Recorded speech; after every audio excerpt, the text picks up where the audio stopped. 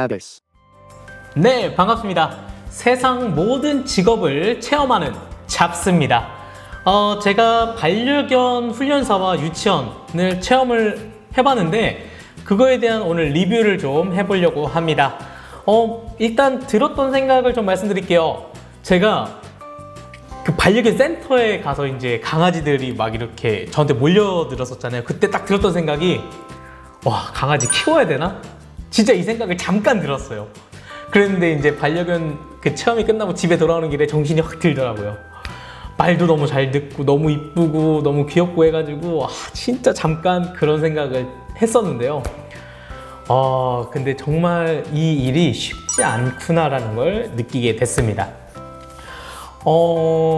일단 제가 이 영상 보면서 좀 하나하나씩 좀 얘기를 좀 해볼까요? 이제 먼저 그 대표님과 인터뷰하다가 이제 편집된 내용들을 저희가 한 번씩 그 중에 좀 살리지 못한 부분, 좀 아쉬웠던 부분들을 저희가 중점적으로 얘기를 좀 해드리려고 하는데요. 일단 이 인터뷰 때 대표님께서 그런 말씀을 해주셨어요. 유기견이 되어가는 과정.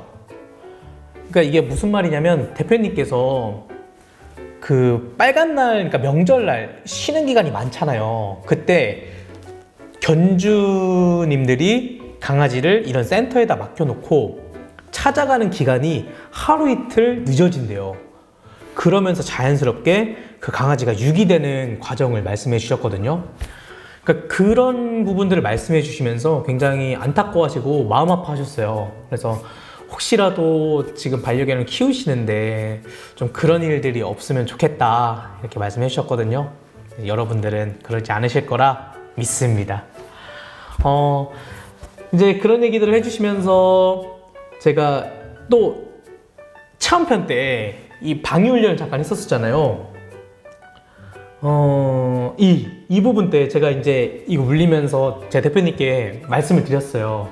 대표님, 혹시 이 경찰견이 대한민국 사례 중에 범인을 제압한 사례가 있나요? 라고 말씀해 주셨는데 아직까지는 대한민국에서 경찰견을 통해서 범인을 제압한 사례는 없고요. 대신 미국에는 그런 사례가 있다고 하셨습니다. 근데 경찰견을 통해서 이제 범인을 제압했을 때 좋은 점이 뭐냐면, 예를 들어서 이제 범인들이 무기나 흉기, 뭐 총 같은 걸로 이제 위협을 할 수가 있잖아요. 그랬을 때 사람은 뭔가 이렇게 주눅든다고 해야 될까요? 쫀다고 표현해야 되나요? 근데 하여튼 그럴 수 있는데 경찰견들은 그런 게 없고 그냥 막 달려들기 때문에 범인들을 조금 더 효율적으로 제압을 할 수 있다고 말씀을 해주셨거든요. 이 방위소매를 딱 착용하고 강아지가 이게 물고 늘어지잖아요. 그때 이게 안에 플라스틱으로 돼 있거든요. 이거를 제가 버티는데 이 플라스틱이 제 팔을 계속 눌러가지고 이게 너무 아픈 거예요. 그래서 제가 한 며칠 동안 이 멍이 들었었어요. 제가 왜 계속 팔이 아프지 이 생각을 했었는데 이것 때문인 것 같았어요. 진짜 이 반려견 훈련사 하시는 분들 정말 리스펙 해야 됩니다. 진짜 존경스러웠습니다. 그리고 제가 이제 대표님께 여러 가지 더 질문을 드렸어요. 그래서 제가 답변 받은 내용을 좀 말씀드리려고 하는데, 반려견 훈련사를 도전하고 싶은 사람들이 어떻게 시작을 하면 좋을지 제가 여쭤봤어요. 그때 대표님께서 어떻게 답변을 주셨냐면, 예전에는 무조건 훈련소의 견습으로 시작을 했어야 됐다고 말씀을 주셨거든요. 근데 요즘에는 배울 수 있는 방법들이 워낙 많다 보니까 차라리 비용을 지불하고 배우는 게 훨씬 좋다라고 말씀해 주셨습니다. 그러면 이제 좋은 기관을 찾는 팁도 말씀해 주셨어요. 그때 나를 가르쳐주는 선생님이 누구인지 잘 알아보셔야 되고요. 현재 활동을 하고 계신지, 그리고 꾸준히 훈련을 하시는 분이신지 인별그램이나 SNS에서 상담을 충분히 받아보신 다음에 훈련을 받으시는 걸 권장하신다고 말씀을 주셨습니다. 이제 대표님께서는 자격증이나 전공이 굳이 필요 없다라고 말씀해 주셨는데, 영상을 보시는 분들 중에 그래도 자격증 따야겠어 라고 하시는 분들이 계실 수 있잖아요. 그래서 제가 그것도 답변을 받았는데요. 두 가지 사이트를 말씀해 주셨어요. 한국애견협회, 한국애견연맹, 이 두 가지 말씀해 주셨거든요. 그래서 사이트 들어가 보시면 취득할 수 있는 자격증이 이 두 개 사이트가 각각 다르더라고요. 그래서 한번 내가 따고 싶은 자격증 찾아보셔서 들어가 보시면 될 것 같고, 이 사이트가 애견 자격증 중에 제일 공신력 있다라고 말씀을 해주셨습니다. 그리고 추가로 말씀해 주신 게 뭐였냐면, 학과에서 훈련을 전공하면 아무래도 이 관련 업계를 하시는 분들을 많이 만난다고 얘기는 해주셨는데, 이 대학교 같은 경우에는 실무처럼 이렇게 깊게 배우긴 어렵다라고 말씀을 해주셨어요.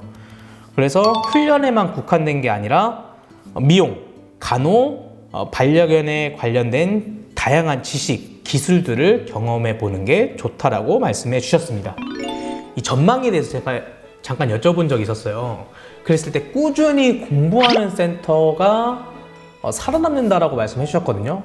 반대로 공부를 하지 않으면 이렇게 자연스럽게 도태되겠죠.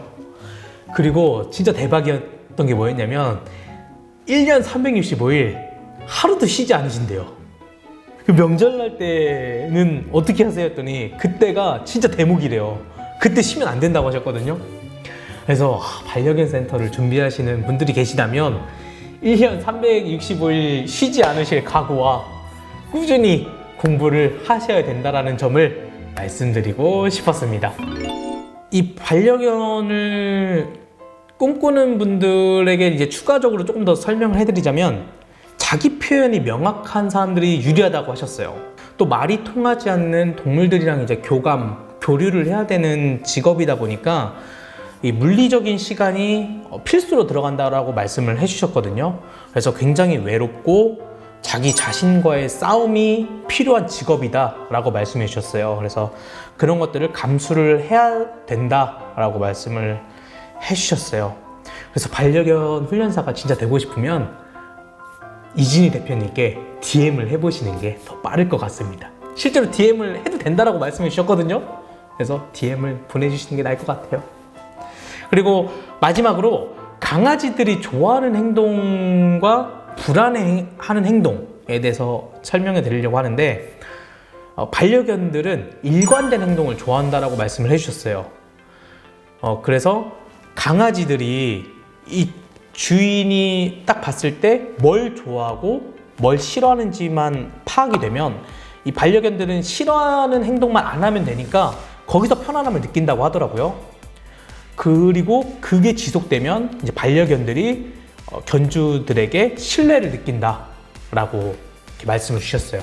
그럼 반대로 말하면 일관성 있지 않은 견주들은 이 반려견들이 신뢰를 하지 못하고 뭔가 불안해한다라는 얘기가 되겠죠. 그래서 반려견을 키우시는 분들이 계시다면 이렇게 좀 일관적인 행동으로 반려견을 편하게 그리고 신뢰하게끔 만들어주신 행동을 해주셨으면 좋겠습니다.